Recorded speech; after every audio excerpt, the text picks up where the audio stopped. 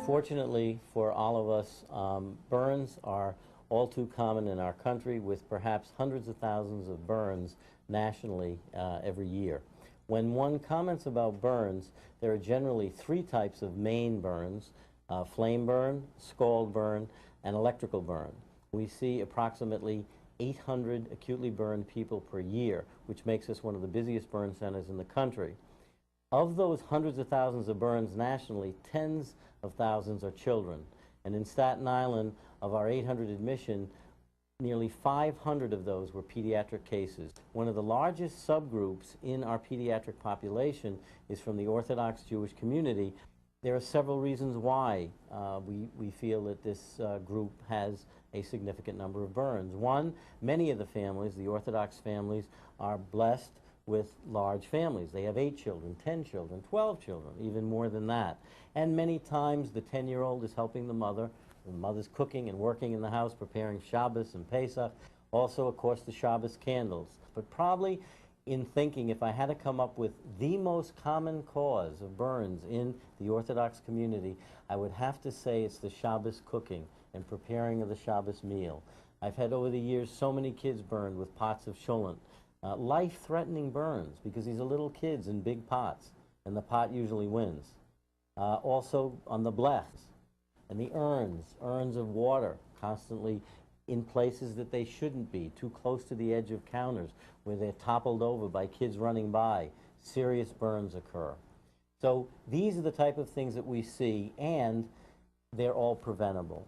If people will just be a little more vigilant, a little less rushed, take the extra time to protect your child. And remember that it's not always the people next door, the people down the street who gets burned. It can be your child too.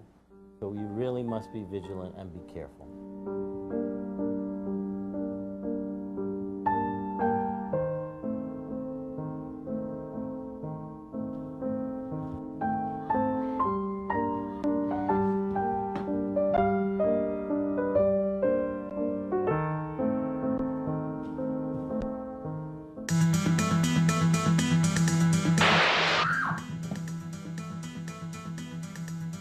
(147-17) Newport Avenue. We're on the corner of Beach Hut and 48th Street.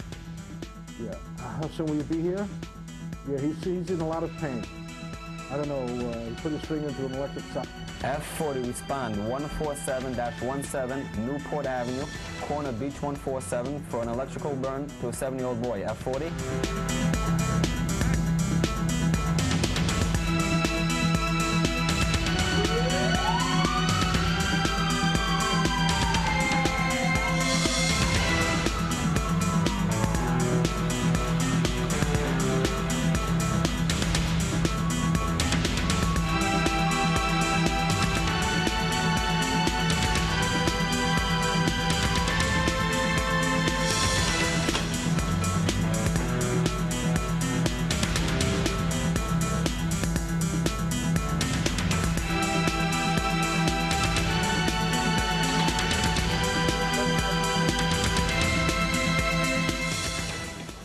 Usher, how are you?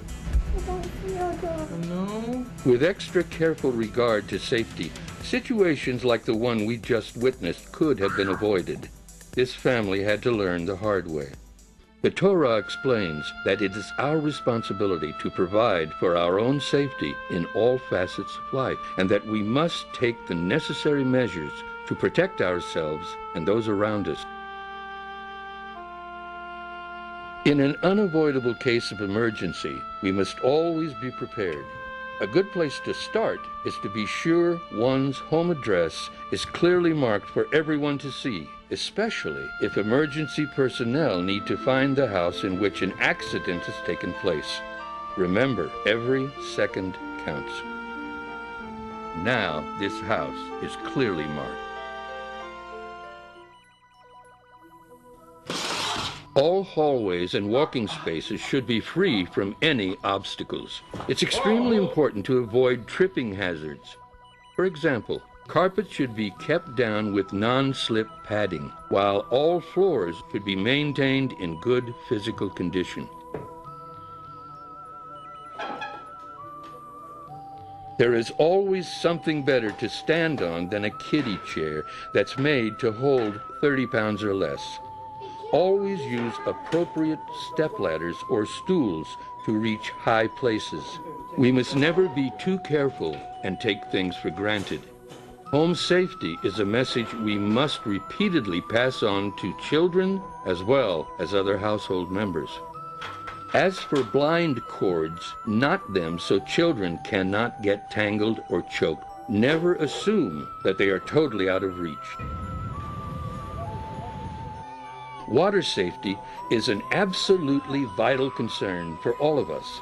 A primary rule is to never leave children unsupervised in any pool, no matter how shallow, for even a moment.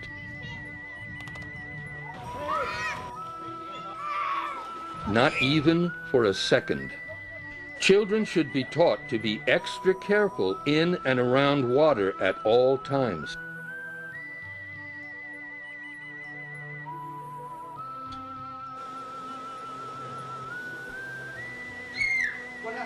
Before bath time, all phones should be turned off to avoid distractions. Always fill tub with cold water first, then add hot water. The main focus must be on the child. Awareness of fire and burn safety is of paramount importance. First and foremost, make sure smoke detectors are located throughout the house and that each one is in good working order at all times. In this instance, the smoke alarm needs a new battery. Periodic checking of batteries is mandatory.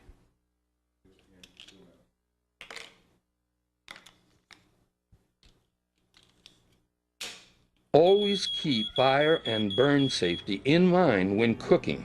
For instance, pot handles should never be left extending over the edge of the stove. During food preparation, cooking flames should never be allowed to reach unnecessarily high levels. Watch out, Mom, it's almost on fire. Loose-fitting clothing is a fire hazard near the stovetop in the kitchen, no matter how careful one may be. Hot liquids can easily turn into disaster if we're not mindful of where they're placed. Don't forget to move hot beverages away from the edge of the counter or tabletop. An often overlooked area of concern is the heat and hot water equipment in a house. Make sure systems are always in good working order. Keep any loose or flammable materials like old paints, greasy rags, and especially aerosol cans away from hot areas, both in the basement and in the kitchen. Never assume a child won't come into a potentially unsafe area. It's always best to avoid ironing altogether when kids are around. In fact, it is advisable to frequently conduct fire drills with your family. Even the youngest family members should know the best escape route in case of emergency. Always remember that home safety rules also apply to summer homes too. You can look forward to a holiday, but don't ever forget about safety, both inside and out. Oftentimes, the casualness of summer causes us to let our guard down. Just as we keep our year-round kitchens neat and orderly, this mindset must prevail in summer kitchens as well. Fire